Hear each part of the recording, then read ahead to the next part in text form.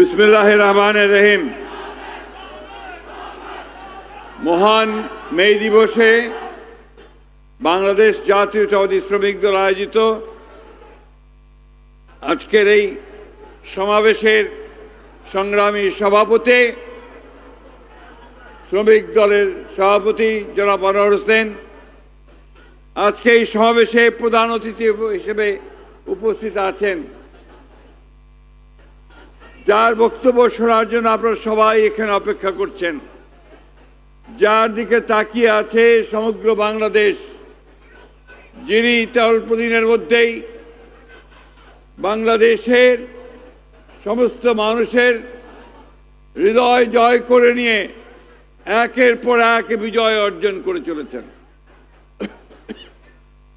যিনি বাংলাদেশে পা দেওয়ার সঙ্গে সঙ্গেই প্রথম যে কথাটি বলেছিলেন যে আই হ্যাভ এ প্ল্যান, সেই কথাটিকে সামনে নিয়ে আমাদের এই মহান নেতা, সংগ্রামী নেতা জনাব তারেক রহমান আজকের এই শ্রমিক সমাবেশের প্রধান অতিথি। প্রিয় ভাইয়েরা এবং বোনেরা, আমি বক্তব্য দেব না, কারণ আপনারা সবাই যার বক্তব্য শোনার জন্য অপেক্ষা করে আছেন তিনি প্রধান বক্তব্য দেবেন।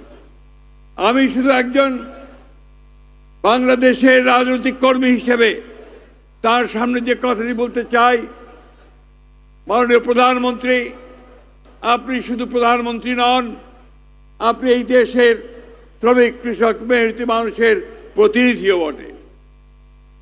আজকে সারা বাংলাদেশ একটা ধ্বংসস্তূপের মধ্য থেকে উঠে দাঁড়াতে শুরু করেছে আপনার নেতৃত্বে। আমাদের কৃষি ধ্বংস হয়ে গিয়েছিল, আমাদের শিল্প ধ্বংস হয়ে গিয়েছিল, আমাদের ব্যাংক বিমা ধ্বংস হয়ে গেছিল, আমাদের অর্থনীতি একেবারে তলানিতে চলে গিয়েছিল মাননীয় প্রধানমন্ত্রী। আজকে শ্রমিক শ্রেণী যারা সবচেয়ে বেশি অবহেলিত বঞ্চিত এই সমাজে, তারা সবচেয়ে বেশি আঘাতপ্রাপ্ত হয়েছে, অথচ এই শ্রমিকেরা সব সময় পরিবর্তনের জন্যে তারা প্রাণ দিয়েছে, এবং আজকে এই দিনটি হচ্ছে সেই রক্তে লালে ভেজা মে দিবস।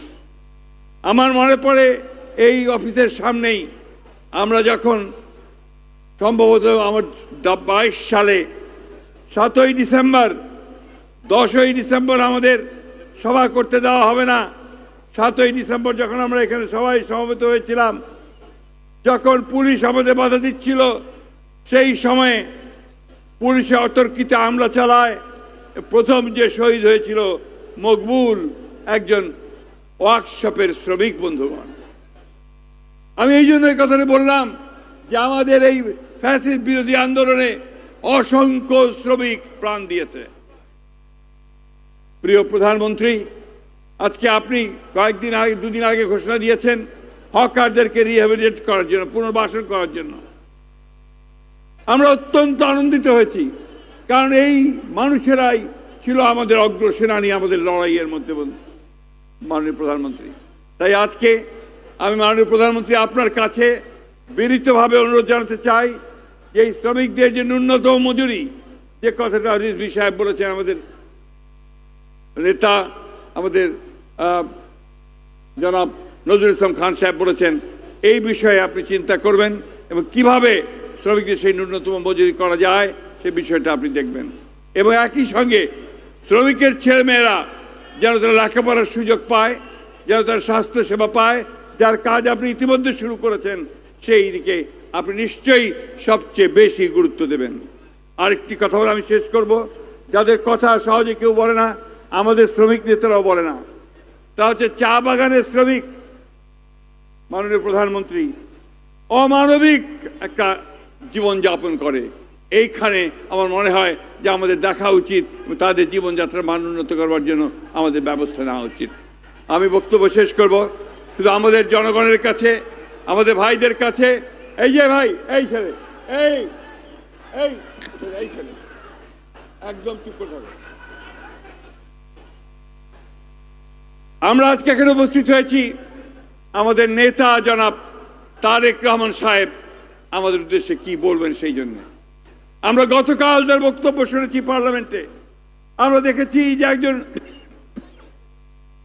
স্টেটসম্যানের মতো, সত্যিকার অর্থেই একজন রাষ্ট্রনায়কের মতো তিনি সমগ্র বাংলাদেশের সামনে একটা সামনে চলার পথ দেখিয়ে দিয়েছেন।